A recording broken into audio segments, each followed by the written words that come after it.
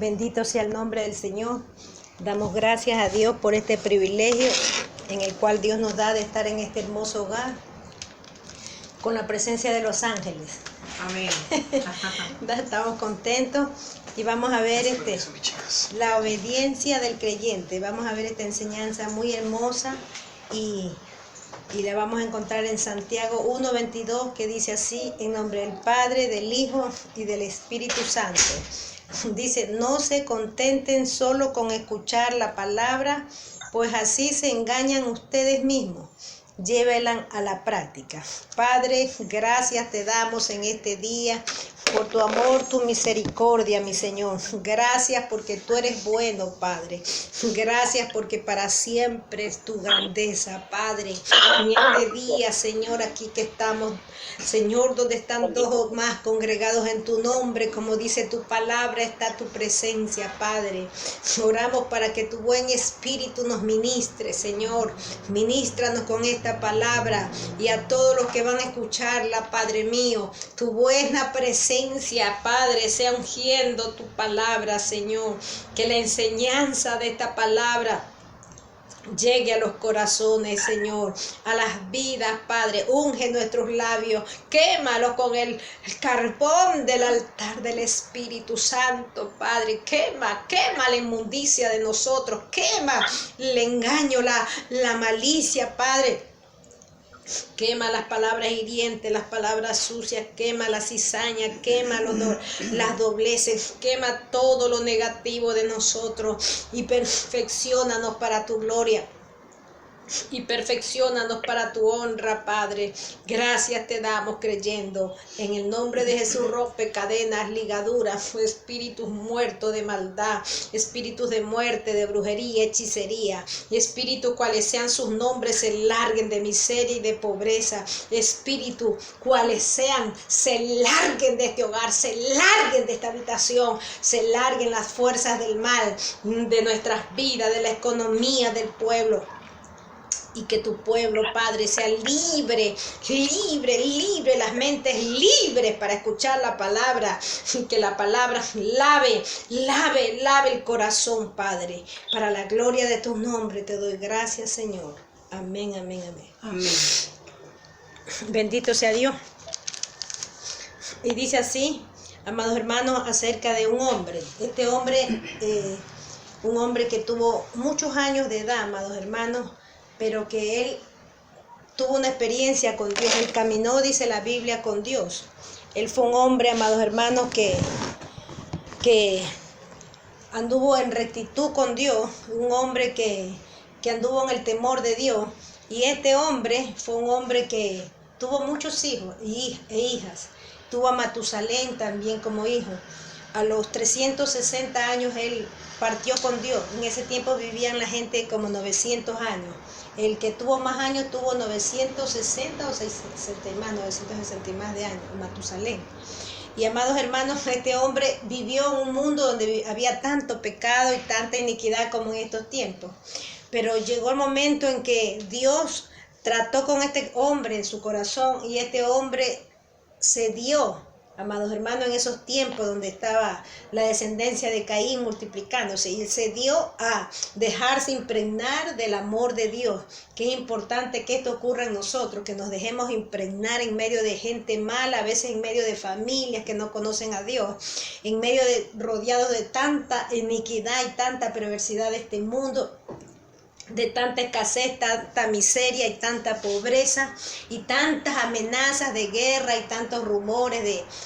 Amados hermanos, pero lo importante es que nosotros nos dejemos impregnar de la fe de Dios, que el justo, dice la Biblia, que será prosperado, que el justo será bendecido siempre que nosotros le creamos a las promesas de Dios y nosotros caminemos en esa promesa.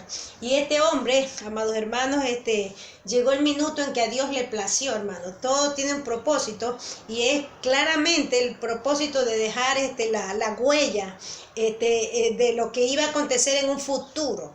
en un futuro iba a venir el rapto de la iglesia, y ese rapto, amados hermanos, en los primeros años de la vida del hombre, amados hermanos, se dio el ejemplo de este hombre que dice que lo traspuso Dios. Después hubo otro caso, también fue el de Elías. Y este hombre, amados hermanos, llegó el momento, porque mire, siempre hay un momento en el cual el hombre cumple el propósito que Dios tiene para cada individuo. Y yo me imagino que a los 365 días, Dios vio que el propósito de este hombre estaba cumplido y se lo llevó Dios, desapareció. Pero dice la Biblia que habían quedado las huellas de que él era un hombre temeroso de Dios. Entonces eso es lo más importante, que nosotros tenemos que aprender, la obediencia. Como dice la Escritura, que nosotros tenemos que llevarla a la práctica en esta traducción de Santiago capítulo 1, 22. Entonces en el diccionario bíblico saqué este concepto de la obediencia a Dios. Dice, es así: es uno de los deberes supremos de los hombres, porque Él es el hacedor y los hombres dependen de su bondad y están sujetos a su ley. La obediencia a Dios debe hacerse de corazón en todas las cosas y en todo lugar. Los cristianos, como ciudadanos que son de este mundo, antes de habitar en el reino celestial, han de prestar obediencia a los mandatarios y a las leyes. O sea, tenemos que someternos siempre en el Señor, a lo que en este mundo hay reglamentos, amados hermanos, pero solamente nos someteremos en el Señor. Fuera de Dios no podemos obedecerle a nadie, ¿ya? Entonces, hoy hablaremos de un hombre que sufrió mucho por causa de obedecer a Dios, y ese hombre se llamaba Jeremías, ¿ya? Jeremías fue un hombre, amados hermanos, que desde su nacimiento, amados hermanos, él fue llamado un hijo, y hubo un regocijo que después él renegó después.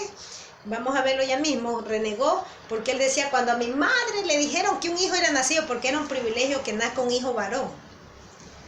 Y cuando nació un hijo varón en Israel era alabado, había fiesta, regocijo, porque era el sucesor de la descendencia del papá. Es un privilegio que tenían en la antigüedad un varón que nazca. Y amados hermanos, y vamos a ver unos ejemplos del sufrimiento de este hombre por obedecer. Mire, uno de los mandatos que Dios le mandó a él, que se le prohíbe casarse y tener hijos. Él nunca se casó ni tuvo ni un hijo, ni novia, no tuvo nada. Jeremías 16:1, ahí estará, ustedes lo pueden buscar, porque el pueblo en ese tiempo estaba haciendo tantas maldades y tanta soberbia y tanta desobediencia como en estos tiempos, pero ahí estaba el pueblo de Dios, el que tenía las leyes, el que tenía los estatutos de parte de nuestro Dios, estaba haciendo cosas inicuas, estaban esclavizando a la gente, el mismo pueblo. Los ricos los esclavizaban para que ellos le ponían incluso hasta las marcas como esclavos, a muchos que no les podían pagar de los préstamos que le hacían. Ellos los tenían, los dominaban, era como la esclavitud, y Dios había dado mandamiento que en Israel no se podía hacer eso con el mismo pueblo. Podían tener esclavos quizás de otros pueblos, pero no del pueblo de Dios. No podían tener siervos como propiedad de ellos, porque en el tiempo antiguo se practicaba esto, pero del pueblo no, era prohibido. Y esa fue una de las causas, aparte de las idolatrías, que le ofrecían sacrificio a la reina del cielo, una deidad de las naciones cananeas. Los judíos, el pueblo de Dios, había adoptado muchas idolatrías de las naciones de alrededor. La niña. Entonces, amados hermanos, Dios le dijo a él, no te cases, no tengas hijos. Y hermanos, cuando Dios dice eso, el verdadero hijo de Dios tiene que... No creo que él no haya estado enamorado. No creo, porque era joven. Tiene que haber sido simpático. Amados hermanos, pero Dios le dijo, no lo hagas. Y él obedeció. ¿Por qué? Porque la profecía le vino a él para que él se la dé al pueblo. Y para él mismo, porque los niños que nacerán, los padres que engendrarán, las mujeres que parirán, todos caerán muertos. Las aves de los cielos se comerán sus carnes. Nadie los enterrará como corresponde. Venían juicios para esa generación fuerte por la maldad que estaban ocurriendo en ese lugar, en esa época, en ese tiempo de Jeremías. Entonces Jeremías tuvo que sufrir eso, la soledad de estar, pero lo importante de él y del siervo de Dios tiene que ser obedecer a Dios sobre todas las cosas. No que ponemos excusas, que por esto, que por lo de aquí, eso no le sirve a Dios, hermano. No hay excusa, nosotros tenemos que obedecer y punto. Pase lo que pase, venga lo que venga, hay que hacerlo. También otro punto, Jeremías 20 del 1 al 2, ustedes lo pueden leer, dice: es azotado por un sacerdote y lo pone en el cepo. O sea, él fue azotado muchas veces, Jeremías fue azotado muchas veces por decir las profecías duras que les mandaba Dios a ese pueblo por soberbio y por rebelde. Entonces este hombre que lo azotó se llamaba Pasur. Pasur era supuestamente un príncipe del templo de la casa de Dios, pero era un hijo del diablo. Mira, hay mucha gente que está de grandes líderes en la iglesia evangélica, pero son hijos de Satanás. Y en este tiempo este hombre, Pasur, por haber él profetizado del juicio que iba a venir, que Dios de su boca le daba que hable, ellos no creían. Ellos no creían porque era tan duro el mensaje que ellos pensaban que estaban haciendo lo recto y lo correcto delante de Dios. Y este hombre, amados hermanos, Pasur, lo azotó. Y no solamente lo azotó, lo mandó al cepo. El cepo es un aparato donde pueden, por unos huecos meten las manos, la cabeza y los pies. Y es un lugar de dolor, de dolor y amados hermanos, era torturoso aquello. Solo por hacer la voluntad de Dios él pasaba. Él no corrió a las autoridades a demandarlo, sino que él lo que hizo nomás es dejarlo todo en las manos de Dios. Pero eso sí, Dios al minuto le dio, en el momento que estaba ahí, Dios le dio palabra, y cuando lo sacaron ya del cepo le dijo: tu nombre será, le puso un nombre, le dio Dios, terror, porque serás terror a ti mismo. Y ahí le dio la profecía de la muerte de él, por la maldad que estaba haciendo, porque Jeremías lo único que hacía él era obedecer a Dios. Cuán importante es que nosotros luchemos, mis siervos, luchemos por obedecer a Dios, porque el obedecer a Dios es mejor que hacer los sacrificios, que hacer tantas cosas, que darle a los pobres, que darle al necesitado. Obedecer a Dios es mejor que todo. Entonces, otra causa del sufrimiento que vamos a ver de Jeremías, que está en Jeremías 29, dice: se lamenta de anunciar la palabra y que la gente lo menosprecie. Se lamenta. Aquí está cuando él dice que él por decir la palabra que Dios le estaba dando para que hable al pueblo, la gente lo maldecía, lo miraba mal, lo menospreciaba, lo miraban como basura, lo miraban como que no servía, que era el tropiezo para ellos, solo por hacer la voluntad de Dios. Entonces llegó el momento en que él ya no dio más, y él empezó a lamentarse y a decir: ¿por qué, Dios mío, yo hablo y me miran mal? ¿Por qué yo hablo y me menosprecian? ¿Por qué yo hablo y soy la basura para ellos? ¿Por qué yo hablo y me vituperan? ¿Por qué? Amados hermanos, pero este hombre fue un hombre con propósito, y ese propósito tenía que cumplirse. También en el 20:14 vemos cuando él maldice, lo que estaba diciendo antes, que él maldice el día en que él nació. Él nació un día y para todos fue regocijo, pero él dice: si cuánto hubiera dado ahora que lo estaban vituperiando y hacían de él lo que les pegaban, cuando a ellos cuántas veces aguantó golpizas Jeremías por la palabra profética, porque él se dedicó a profetizar. Por eso el libro de él es largo, de los profetas mayores. Y amados hermanos, este hombre, amados hermanos, ya no daba más, pero sin embargo, él ya no quiso, hermanos, él quiso ya no predicar, ya no hablar, no doy más. Pero dice que no pudo, porque había un fuego dentro de él.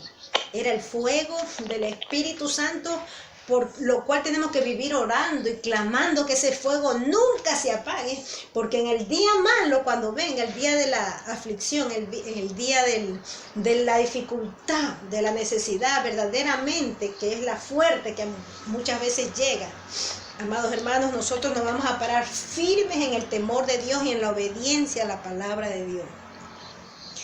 Y vemos, hermanos, por último, de que este hombre, en Jeremías 44, ustedes van a ver, dice que este pueblo, por su pecado, dice que vino el rey de Babilonia. Vino el rey de Babilonia, y si ustedes leen, lo que ya han leído, dice que vino el rey y atacó Jerusalén, atacó el templo, lo destruyó y se llevó cautivo. Y amados hermanos, pero solo dejó a Jeremías y dejó a los pobres para que cultiven la tierra. Le dijo: Jeremías, si tú quieres te vienes conmigo, que yo te voy a cuidar, yo te voy a proteger. Porque Dios le había dado mensajes a Jeremías de que se sometan al rey de Babilonia. Y los judíos no creían que había hecho un pacto con el rey de Babilonia, y por eso le estaba dando palabra de su corazón, de él, no de Dios. Y por eso ellos querían no creerle, porque porque a esta gente no les acomodaba lo que Dios les decía que hagan. Ellos querían tener siervos, abundantes esclavos, para que les hagan todo. Israel es un pueblo agrícola y ganadero, para que le cultive la tierra. Tenían esclavos que le cultiven, del mismo pueblo, que le cultiven la tierra y que se preocupen de los animales. No les convenía dejarlos libres. Entonces por ello ellos decían: eso no es de Dios, eso no es de Dios, porque a la gente le gusta oír solo lo que quiere oír. Entonces el rey de Babilonia vino y dejó a un hombre, Gedalías, ahí encargado de Jeremías, para que lo cuide y también para que cuide a la gente pobre. Y vino uno de afuera, no me acuerdo el nombre, y este hombre vino con rabia, con indignación, porque lo habían dejado a Gedalías, a un hombre de los israelitas, un hombre bueno, encargado de esta gente. Y vino y dejó soldados también, Nabucodonosor ahí. Y vino y lo mató, y mató a todos sus soldados. Vino con este hombre malvado. Y le dijo a Jeremías: Dios dice que aquí nos tenemos que quedar. Y se lo llevaron a la fuerza a Jeremías, y se llevaron toda la gente allá a Egipto. Y en Egipto Dios le dio palabra a Jeremías. Porque no se olviden que Jeremías es un profeta mayor, un profeta donde la palabra abundaba porque el pueblo necesitaba. Ahorita nosotros tenemos la palabra profética. Toda profecía tiene que ser comparada a la Biblia. Todo tiene que ser acorde conforme a la voluntad de Dios en la Biblia. Entonces, hermanos, cuando llegaron a Egipto, Jeremías y todo, Dios le dijo: toma piedras grandes y ponlas a la entrada de la casa de Faraón, allá en Egipto, y ponles barro. Y dice que él le hizo así, y a él les profetizó al pueblo, porque la gente veía que estaba haciendo ese loco, o sea, lo tenían a él como nada. Amados hermanos, y él le dijo: aquí pondrá su trono Nabucodonosor, y él se llevará preso al rey de Egipto y destruirá todo esto, y a ustedes morirán aquí todos ustedes. Entonces, amados hermanos, más indignación y más rabia le dio a esta gente, porque ellos no querían escuchar lo que no les convenía. Y mataron a Jeremías apedreado a los 65 años, pero ya el ministerio de Jeremías ya había profetizado todas las naciones que Dios le había mandado. Y ya era su ministerio, ya estaba concluido. Y así opera Dios, hermano. A veces un accidente, a veces pasa lo de aquí. No es que se murió porque andaba en pecado, porque no, es porque Dios ya permite para llevárselos a descansar. Entonces, lo más importante de todo esto es que nosotros entendamos que tenemos que obedecer a Dios, pase lo que pase y venga lo que venga. ¿Sí me entiendes? Escuchar cuál es el deseo del corazón de Dios, que nosotros obedezcamos para la gloria del Señor. Y el deseo de Dios es que nosotros le creamos a las Escrituras, que nosotros nos sometamos a la palabra de Dios, creamos en lo que Dios ha dicho y lo pongamos por obra. Pase lo que pase y venga lo que venga, hermano. Tenemos que aprender a escuchar y a caminar en esos mandamientos que están escritos en la palabra de Dios. Amén. Amén. Entonces damos gracias a Dios por esta enseñanza que Dios nos da, porque Ahorita en este momento, amados hermanos, Jeremías está gozándose en la presencia de Dios, está con gozo, con regocijo, amados hermanos, bailando de gozo, porque allá en el cielo me imagino que es pura danza, hermano. Aquí sufrió, como le dijo al rico el Lázaro, le dijo, tú tuviste tus bienes allá y sus males. Ahora es consolado aquí, andaba todo bien vestido, resplandeciente en la presencia de uno de los grandes, que era Abraham. Entonces eso es lo que Dios quiere que nosotros hagamos, y si es de sufrir, suframos, pero por causa de la obediencia a la palabra de Dios, porque un día, hermano, un día nosotros caminaremos en calles de oro y en mar de cristal. Amén. Amén. Damos gracias a Dios y vamos a orar un momentito. Padre, gracias te damos en este día por tu palabra maravillosa, Padre, por el consejo de tu palabra, Dios. Te amamos, te bendecimos, te glorificamos, Padre, y queremos hacer tu voluntad, Padre. Danos la fuerza, que venzamos el orgullo, que venzamos la jactancia, que venzamos, Padre, toda maldad, todo lo que impida que hagamos tu voluntad, Señor. Cúmplase tu propósito en la vida de la hermana Rosita, en la vida de mi hermana América. Cúmplase tu propósito en todos aquellos que van a escuchar esta palabra. Cúmplase, Padre, para tu gloria y para tu honra, Padre, para un día gozarnos en tu presencia, Padre. Gracias te damos, Señor, en el nombre de Jesús. Amén, amén. Amén y amén. Amén. Alabado.